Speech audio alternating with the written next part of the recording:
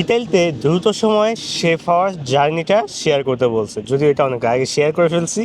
But আমার ইনস্টাগ্রামে একটা ভাই কমেন্ট করছে, ভাই আমি তো ইতালির জন্য আবেদন করেছি, এখন আপনার ভিডিও আমি সব সময় দেখি, আমার কাছে খুবই ভালো লাগে। এখন ভাইয়া আমার ইচ্ছা আমি শেফ হয়ে রেস্টুরেন্টে জব করব।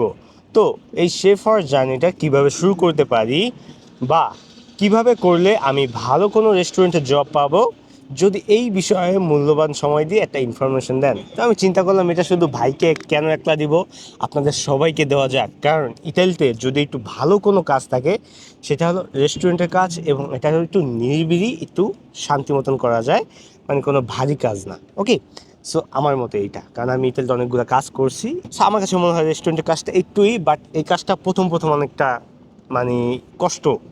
তারপর একটা সময় যখন আপনি ভালো একটা পজিশনে যাবেন তখন। ওকে, এই ভাইটা যে কোশ্চেন করছে যে তার শেফ হওয়ার জার্নি, তিনি ভিসার জন্য আবেদন করছে যাতে ইতালিতে আসলে রেস্টুরেন্টে জব করতে পারে। ওকে, তো চলেন মূল ভিডিওতে যাওয়া যাক।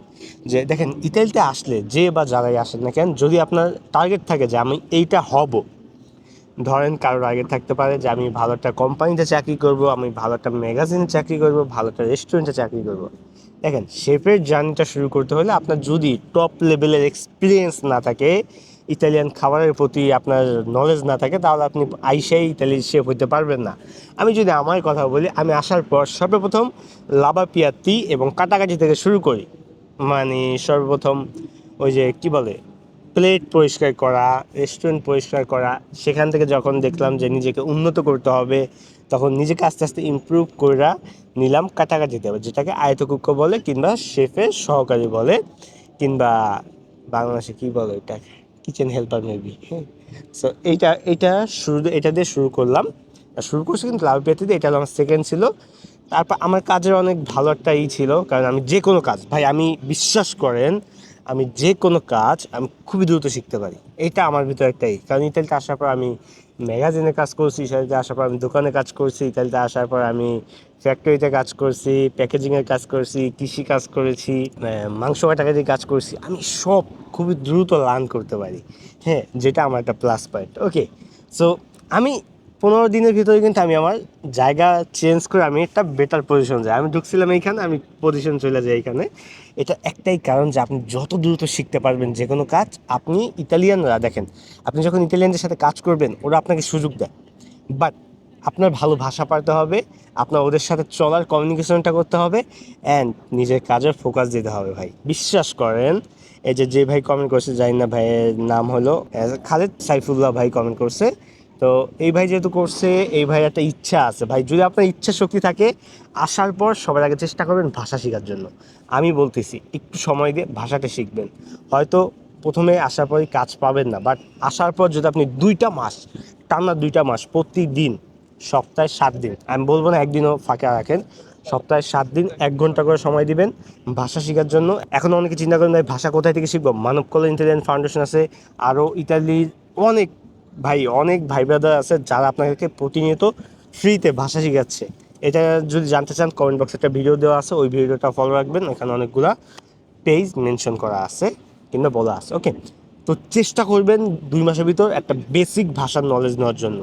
2 মাস কষ্ট করেন, 2 মাস পর যখন আপনি বেসিক ভাষা জানবেন, আপনার ডকুমেন্টও আস্তে আস্তে কমপ্লিট হয়ে যাবে। আমি আপনাকে কথা দিচ্ছি, আপনি যদি কাজের আগ্রহ থাকে, আপনার চিন্তাধারা থাকে আমি নিজেকে আপার লেভেলে নিব, আমি কথা দিতে পারি, আপনার ভিতর যদি চেষ্টা থাকে, আপনি অল্প সময়ে শেপে ভালো জায়গায় পৌঁছাতে পারবেন। কিন্তু শুরুটা করতে হবে নিচে থেকে। ভাই শুরুই শেপ থেকে করেন না, তাহলে ইতালির যে কাজগুলো আছে এগুলো আপনি প্রপারভাবে শিখতে পারবেন না। শুরুটা ছোটো থেকে করেন যদি আপনার এক্সপিরিয়েন্স না থাকে। আর অনেকেই বলবেন যে ভাই আমার শেপের এক্সপিরিয়েন্স আছে, বাট আপনার কোন দেশে এক্সপিরিয়েন্স আছে? যদি বাংলাদেশি থাকে, কিসের উপর এক্সপিরিয়েন্স আছে? খাবার রান্না করা। বাংলাদেশের খাবার ইতালিতে বলতে গেলে ওরকম চলে না, একমাত্র বাংলাদেশি রেস্টুরেন্ট আছে ওইখানে ছাড়া, আর বাংলাদেশি রেস্টুরেন্টে কাজ না করাটাই বেটার। ওকে, সো চেষ্টা করবেন ইতালিয়ান কোম্পানির সাথে কাজ করার জন্য, এবং শুরুটা 0 থেকে শুরু করেন, তাহলে অনেক কিছু শিখতে পারবেন। যখন আপার লেভেলে যাবেন তখন আপনি একটা সুন্দর গাইডলাইন দিতে পারবেন, একটা টিম থাকবে যে টিমটাকে আপনি গাইড করতে পারবেন। ঠিক আছে, আচ্ছা, কোন কাজ শিখে গেলে ভালো একটা জার্নিটা শুরু করতে পারে রেস্টুরেন্টে, আমি আপনাকে বলি। যদি বলি ইন ওয়ার্ল্ড ওয়াইড, হ্যাঁ, কিংবা অল ইউরোপ আপনি কোন কাজে রেস্টুরেন্টে ভালো একটা জায়গা দখল করতে পারবেন, সেটা আমি বলবো পিৎজার কাজে। ইয়েস, পিৎজার কাজ, বারিস্তার কাজ, এটার কাজ ইতালির সব জায়গায় আছে। আর যদি আপনি একটু মাল্টিপল ভাষা শিখতে পারেন, ইতালিয়ানের সাথে সাথে ইংলিশ প্লাস আরও যদি দু একটা ভাষা পারেন তো ভালো, তাহলে আপনি ওয়েটারে কাজ করতে পারেন যে কোনো জায়গায়। এই তিনটা কাজ বললাম। আমি যেহেতু মিলানো থাকি, মিলানো এই তিনটা কাজের খুবই চাহিদা। আরেকটা কাজ আছে, সেটা হলো ফ্যাক্টরির, যেহেতু এটা রেস্টুরেন্ট সিরিজ নিয়ে। সো এই সিরিজে আমি অনেক কিছু শিখাবো। সো আপনারা যদি এরকম কোনো কাজ শিখতে চান কিংবা জানতে চান কোনো বিষয় নিয়ে, কমেন্ট বক্সে জানাবেন, এবং যেই কমেন্টটা আমি দেখবো একটু বেশি লাইক আছে, সেই কমেন্টটা নিয়ে ভিডিও বানাবো, কিংবা ইনস্টাগ্রামে ডিরেক্ট নক দিতে পারেন, আমি আপনাদের কোশ্চেন পিক করে ভিডিও বানানোর চেষ্টা করব। সো যদি ভিডিওটা ভালো লেগে থাকে অবশ্যই শেয়ার দিবেন, এবং এরকম ইনফরমেটিভ ভিডিওর জন্য পেজটাকে ফলো দিয়ে রাখবেন। আল্লাহ হাফেজ।